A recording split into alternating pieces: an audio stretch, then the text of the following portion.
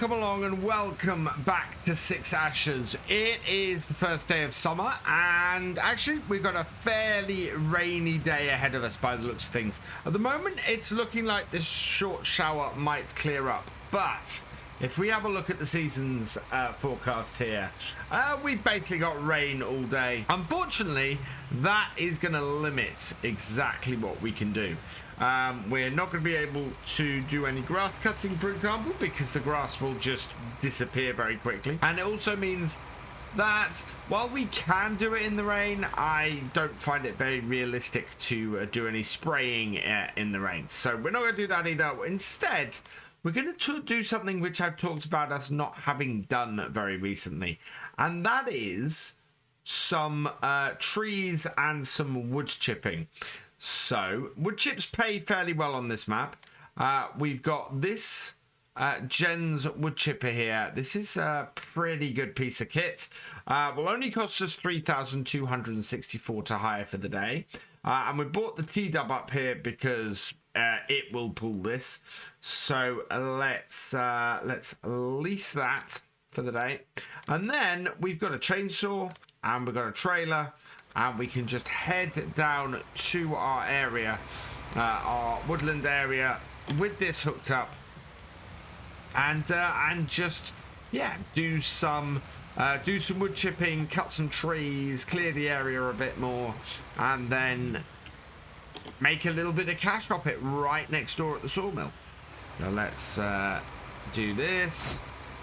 Now the one problem I've got is I want to know how much the wood chips are worth.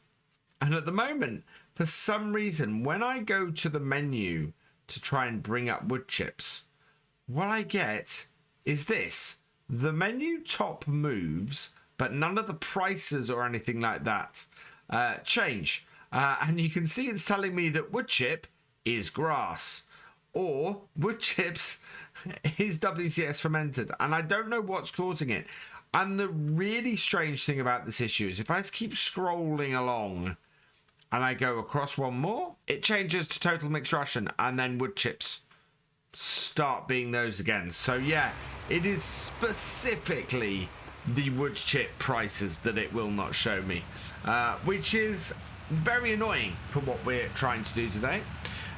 But there isn't really much I can do about it. So we're going to trust that the price we're going to get is fairly good. And we're going to head down there with the T-dub, get this piece of kit all set up. And we're going to use the 6810 to do the carting. It is currently not sitting on a trailer or set up for anything. I had actually set up the 7840 to do some work with the spraying, and of course the rain came along, so I don't want to detach all of that. So what we're going to do is we're going to use the 6810 to do the carting today. So as we head back down the farm, I'm just going to stop off quickly, run in, grab the 6810 and the trailer. We're flying down this road. Grab the 6810 and the trailer, and then we can convoy it down there. We could have gone the other way from the shop, but I wanted to grab this on the way past. So that is sitting in here. I'm loving the look of this yard now. This is just everything that I wanted from how our farm to grow on here. And it's amazing that after 3.5 years in seasons of being on this map, we are now pretty much in the position that I wanted to be with it. It is absolutely glorious. We will see how our carrots do this year. It has been pointed out, thank you Farm Cat for pointing out that despite the fact that our oats have germinated, there is still a very, very good chance that they won't go all the way to being ready to cut. Time will tell on that, but it is one of those things where I've heard before that there's an issue with the geo on here for the Maize Plus stuff. So we'll see how that goes. If we find that we have trouble doing oats, it may be a case that we just don't do oats anymore. We can buy oats in fairly cheaply and get a good spread with something else like canola or oh, can't get the trail. Let's see if there it does. There we go. 25 ahead.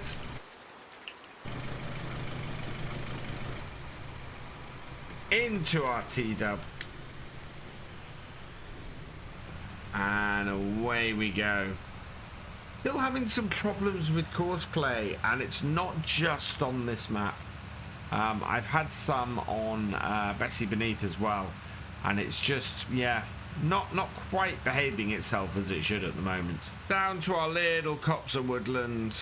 We just want to get this positioned in a place where we can easily get trailer lined up to it. We've actually got a log down here that we can get. Well, but we could immediately go and do. Now, one thing we have got with this is that this T-dub is not needed to power this. I think it's quite good to have it here to sort of position this and everything. Although, actually, no, we've got to disconnect in order to have everything where we want it. You know, it's not so easy. I don't know, actually. We might be alright. Leave the T-dub on the front here and we'll throw stuff over the side. Our 6810 is coming in. And I still very much want to get this. Is this going to work? Yeah, definitely having problems with courseplay. It does not want to work properly. So that should have... Is that disconnected? No. See, that is not disconnecting anything. That is just throwing it all on. And we've got various buttons not working. Can't even turn my tractor off. So, not sure what happened. I have managed to get everything turned off. I basically had to restart. Let's jump in here. Turn this on. Like so. There we go. And that is now ready. Let's load it up with this so that we can check when we're underneath. And we want to... The tree is about here-ish that we have to grab it. There we go. Throw it in. Tripoded on the side. There we go. And that's in. And now... just get this round the other way and load it up with a whole load of this. Is this grass? Yeah, this is grass. This is a really good field 39. Still got my eye on these fields down here. And extending into this woodland possibly. That, too far. There we go. So that hopefully will work there. And this, actually, last time we did this, this tractor moved on its own. This time it's not. Absolutely perfect. So let's get cutting some trees. We've got our style here, and we want to cut it towards our tractors, really. So we're going to go that way. Oh, wow. Try that again. There we go. Not really towards our tractors, but it has gone the right way. And then we just lop off all the branches. Nice bit of this. That's that. And then we need to cut it into short enough bits that we are able to carry them. So the longer ends here, we want to cut shorter. Or the thicker bits here, sorry, we want to cut shorter. And then we can go a bit longer towards the end, like so. Take that off. And it's, yeah, we're strong enough to pick up these bits. Give ourselves enough space to carry like this. Over the side, drop in. And we were getting, I think it was about 4 trees worth in the trailer last time. We'll see how many trees worth we basically get off this. But trying to keep it constantly fed is always good fun with this. You're sort of running back and forth, and it gets stuff done very quickly. See, already it's run out of wood chips going in. It's a really efficient, really good wood chipper, this. And I don't understand quite why this, being a self-powered wood chipper, is so much more expensive than the standard Gens one that you get in game. So if you look in here and we look in the wood chips, it is massively more expensive. There we go. I think it's like 20. Yeah, it's 22,000 more to buy this. This requires 250 horsepower, whereas this is self-powered. And yeah, it just seems a weird combination for things to be that way round. You would have thought it would have cost more for this bit of self-powered kit. Did we throw that over, or did it go up? No, it's gone up. Good. You'd have thought it cost more for this piece of self-powered kit than it would for that other wood chipper. Interestingly enough. Alright, there we go. Seeing as you're expecting something which is gonna save you the cost of the tractor as well. Let's cut through here. And then we'll cut off branches again. And yeah, before we do this one though, I want to quickly check how much we have already got in the trailer off that first tree. Give us a good idea and an estimate on how many we will need to get in order to get a full trailer worth. 33%. We only need at most, including sort of smaller trees like this, probably about 3 trees should do it. 4 trees will definitely do it. So a couple of things. One, weather forecast has proven to be fairly inaccurate. We no longer have rain for the rest of today. As it's going through, it's now just clearing the rain off all the time. And second is that I did one of the big trees. I cut one of those down, and that easily filled up the trailer from a third tree. In fact, I'd go as far to say that there's probably close to 50% of a trailer of the 14,500 litres we can fit in this trailer in there. So it's, yeah, it's pretty good as far as that's concerned. Let's bring this round and into here though and see how much these wood chips are actually worth. I don't know if in my restart the price setup has actually got any better. Let's have a look. Will it actually show me how much wood chips are worth? No, it still won't. So there's definitely an error on the pricing screen that won't let me do that, which is a little bit annoying. But we're going to find out how much they're worth now anyway, because we're going to take them in here and tip this first load of wood chips. And yeah, we can use 6810 for carting with this job because it's not going very far. Its lack of speed doesn't affect us quite so badly as a result. We'll tip that up and see how much these are worth. That's interesting. Let's try that again. I want to sell wood chips. This is a wood chip sell point. Is it not? It won't let me sell. There we go, wood chips. Okay, let's get that. Yeah. Let's batch it in properly. That just did not take them, which was really weird. Back it up. Get ourselves that and tip them again. Right, here it goes. And nothing. Wood chips seem to be broken on this version of Six Ashes. And to be perfectly honest, I don't think we've done any wood chips on this map since we upgraded to this version of it. Do we have any errors? Oh wow, yes.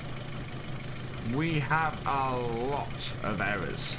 So I am going to cancel this. We have a problem. I need to work out what is going on here and why we are unable to sell wood chips. In the meantime, there is no point in keeping our wood chip stuff hanging around. So I'm going to get this tractor with this trailer back up to the main farm. I don't own this area, unfortunately, so I can't tip these. So we'll have to find somewhere to store this big pile of wood chips for now. But yeah, I think we're going to have to go back up to the farm. And if we've got this much dry weather at the moment, it's not good enough to do the mowing, but it should be good enough for us to do some spraying. So I brought the TW25 back to the farm, and we've got our 7840 out now. We're going to spray our brand new field of carrots here. Get those done. So let's bring this out and open this up. It needs a bit of a top up. I don't know why. Oh, well, actually, it's true of all of our fields on here. We are not fertilizing as we seed, so all of our fields here need fertilizer. I'm so used to, on other maps and things now, doing this stage as part of the seeding, that I completely forgotten on here. Our seeder does not fertilize. So yeah, we've got to do all of our fields on here with this, bring this up to scratch. Thankfully, as you can see, it's not taking a huge amount of fertilizer to do this, and that is the joys of putting the digestate and the slurry on first, is that we are in a position where we then spend so much less on fertilizer. I mean, this is going down ridiculously slowly. And an entire round of the field has used 100 litres of fertilizer. That is not much at all. This is going to go a very long way, this fertilizer on here, and I'm really quite happy about that. For us to be able to do this well and get this much coverage is just going to save us a ridiculous amount of money. So I'm very, very happy about that. And it's just going to be a case now of spraying all of these, and then we'll be able to do some summer mowing, hopefully, in the near future. We know the alfalfa's ready to mow, and we know the field next door to us is ready to mow. And the fact is, once we've mowed the next field over, I really, really want to plough it up and reseed the grass. That way, hopefully, we can get an autumn cut in with a new set of grass on a newly ploughed field through there, and set up all of our roads and even things out, and get that area properly set up as a field. And there we go. That is the whole field covered for just over 200 litres of fertilizer. That is absolutely brilliant. Wow. Yeah. Doing with precision farming, doing the slurry or the manure or the digestate first, definitely a great money saver. Will save us so much. So we're gonna head over to the next field now. I want to get as many fields sprayed today as I can, really. And yeah, we'll head round here, head round where I want to add the road in, which is down the side here. I think we need to cut a branch. I've got caught on a branch back there a couple of times, but yeah, I just want to put a road in down this field here, around the edge. Basically cuts this corner off and means we don't have to go onto the main road to get through on our farm the whole time, and just gives us better access all round. Yeah, that field there, that really needs doing. And then yeah, I want to sort of flatten or even this out, and then bring us up here and out much more easily, really. So over here, I don't know if we already did the oats. We might have already done the oats on here. I am not sure though if we have done the canola, which is looking very healthy. Yeah, look at that as well here. This is looking good too. All round, I'm pretty happy with all this. Yeah, field 10, it needs doing. It also needs a little bit more scanning. Unfold this. And, oh, away we go. Yep. We need to spray this field. This is the, oh, actually, I think this might be the soybeans.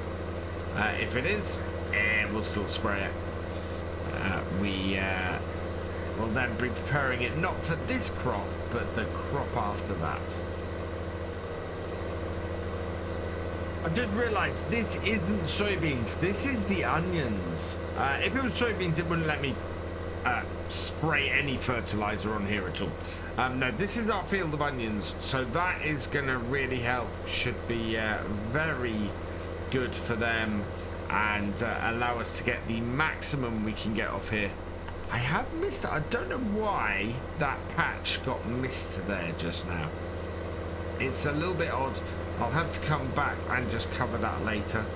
Yeah, soybeans are what we've got in the field over at the far end, I think. I think we put a field of soybeans in there. Let me just get this going again. And then we'll just head into here. Yeah, soybeans are down the bottom end there. So we've got onions in here. We've got carrots in 17, oats in 11, 10 has the canola, and we're all good. So yeah, some really nice coverage across all the fields as a result of that. We've still got a good spread of crops this year. I think though, going forwards, and in save games in general, I might limit the number of crops I do, simply because trying to juggle this many crops, always a bit of a challenge. Much better to have maybe 3 or 4 crops, and hopefully find a good rotation for those that gets you the most out of them. Just this last little bit to do at the side here. And once that's done, we can go and... Oh, no, I turned it off. Let's go and turn this back on. And actually get this sprayed. Like so. Yeah, that's got the corner covered. Shouldn't be too far up here either. And I can just go and grab that patch at the top of the field. But it should, yeah, cuts out there. Perfect.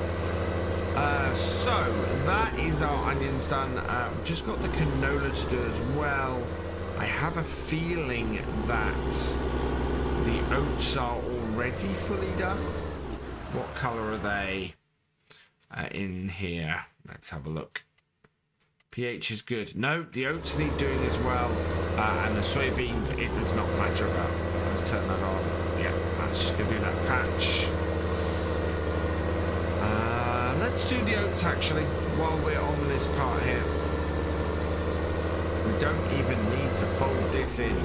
We can just head up and get this done straight away. Cross our grass bridge and into the field.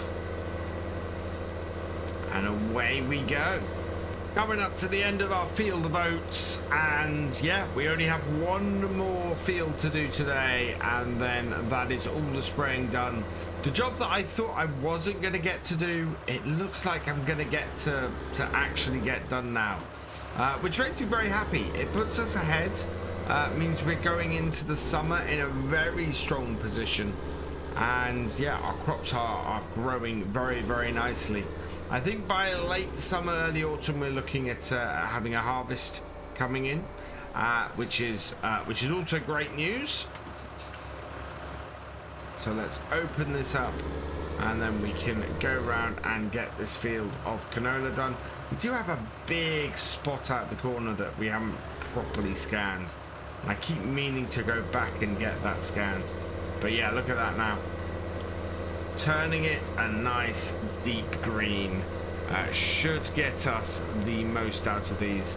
What we're going to do is probably leave it until later in the summer to do our herbicide spraying, so we're not back-to-back spraying. And also next time I really want to get that alfalfa cut and the grass cut as well, and get those two jobs sorted. You can see how much we've missed in the scan on this at this point, and I'm thinking it might just cut out, although no, it's done it okay. But yeah, that we always have a bit of a reduction in how well the yield is on this field because we are missing a couple of bits from the scan. So that is what's happening in that at that point. Want to come in here and we're going to start going down the field. It's a little bit of an odd shape at this point, but once you get past this little section of the field down here, it sort of straightens things out a bit and starts to work a bit better. And spin it round, right round quickly. There we go. Should be all good. Yeah, a little bit of overlap, but otherwise good. And of course it doesn't throw any more than we need onto here anyway, even in those bits where we've got that slight overlap. And it's so impressive how little we've used. We've used just under 900 litres spraying 4 fields? Yeah, 4 fields today. That's really good. That has saved us a humongous amount of cash, the way that that's worked out. So hopefully the herbicide will go equally as far, although I'm not going to bet on it. And yeah, we'll be able to get 4 more these 4 fields, or actually 5 fields, sprayed next time fairly easily as well. Final row, all nicely done. We are at 1,960-ish litres. Yeah, it's going to be slightly below that. 1,958 litres is what we've done. That has gone monumentally well, and the rain just as we finish comes back, but it doesn't matter, we're done. So I'm gonna leave this here because yeah, this has been actually a fairly productive day at the end of things, which means that all that remains is for me to say thank you for watching. I hope that you have enjoyed this video. Please give it a like, drop us a comment, and give it a share. And for all the latest videos from Virtual Farmer, please subscribe to the channel, ring that bell, and I will see you next time. Goodbye.